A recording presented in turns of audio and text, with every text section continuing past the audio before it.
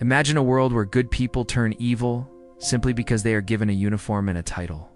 That is the haunting legacy of the Stanford prison experiment. A psychological landmark conducted in 1971 that still echoes through textbooks and popular culture today.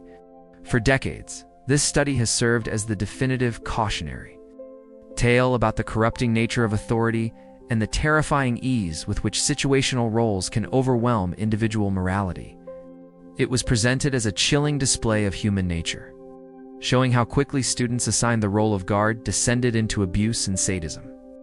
While those assigned prisoner became passive and distressed, the experiment was halted early after only 6 days, supposedly because the psychological toll on the participants had become too great to ethically continue. But what if the widely accepted narrative, the one drilled into every psychology student, is fundamentally flawed?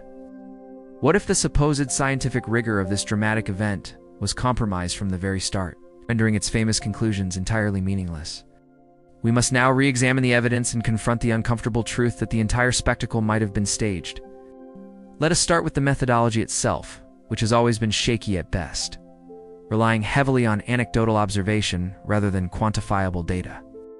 The selection process involved screening participants for psychological stability, meaning those who took part were supposedly normal, healthy young men, thereby enhancing the drama of their rapid deterioration.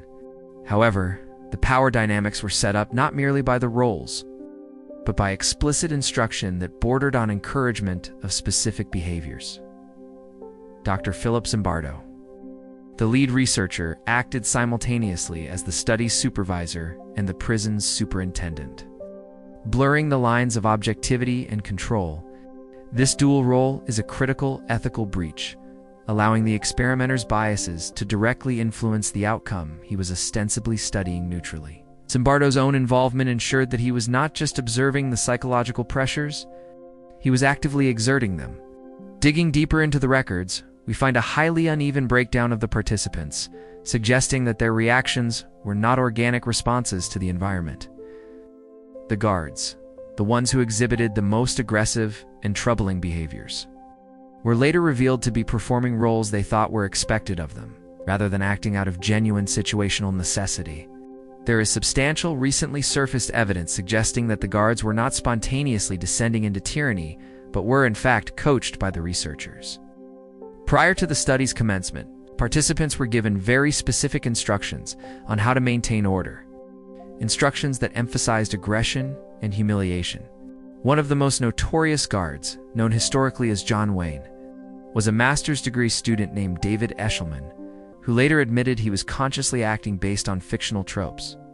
He revealed that he was trying to emulate the aggressive, sadistic guard archetypes he had seen in the movie Cool Hand Luke, making his behavior purely theatrical.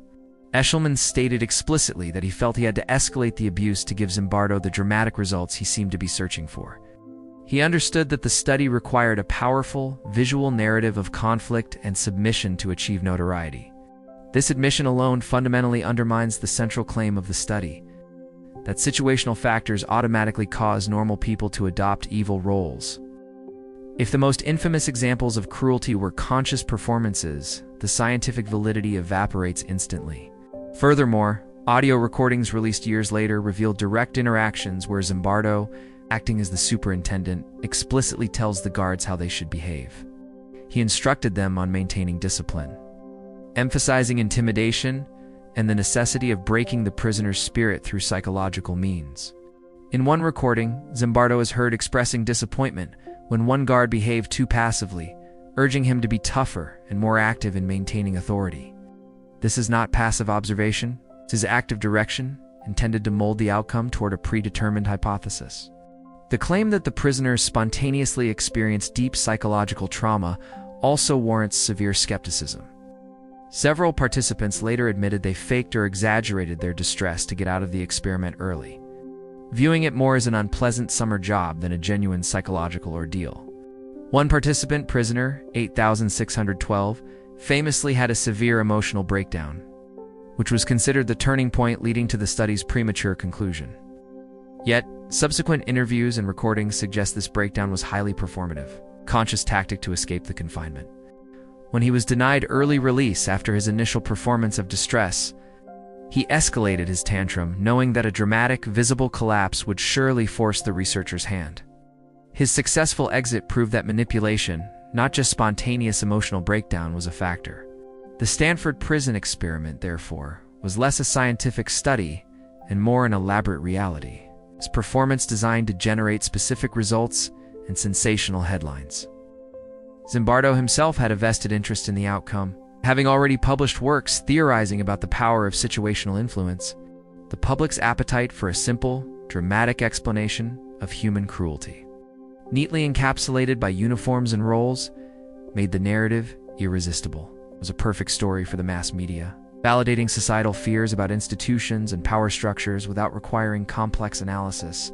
But science demands precision, and when the key dramatic actions, the guard's sadism, and the prisoner's psychological collapses are revealed to be coached, performed, or exaggerated, the entire foundation crumbles. We are left not with a profound truth about human nature, but a highly unethical theatrical stunt. The lasting impact of the Stanford prison experiment is not its scientific findings, which are negligible, but its enduring power as a myth. It continues to illustrate how easily narratives, especially those confirming our deepest psychological fears, can eclipse factual, verifiable evidence.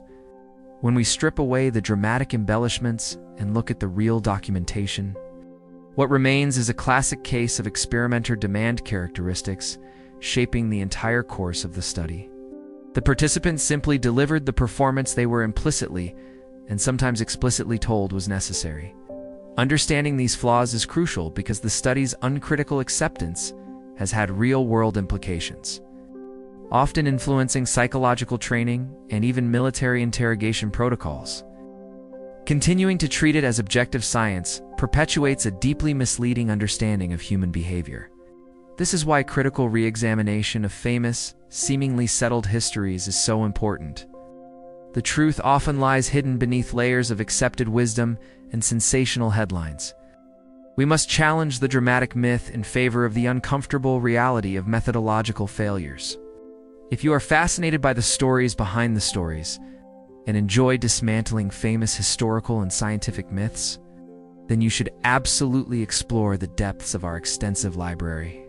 We specialize in peeling back the curtain on these accepted narratives to reveal what really happened. For more deep dives into flawed science, historical cover-ups, and the compelling mysteries that traditional textbooks overlook, be sure to check out our main channel. You will find that the world is far more interesting and much stranger than you ever believed possible. Do not just accept the popular accounts. Challenge everything you know and join us in the pursuit of genuine insight. You can find many more comprehensive analyses and thought-provoking content by subscribing to Curiosity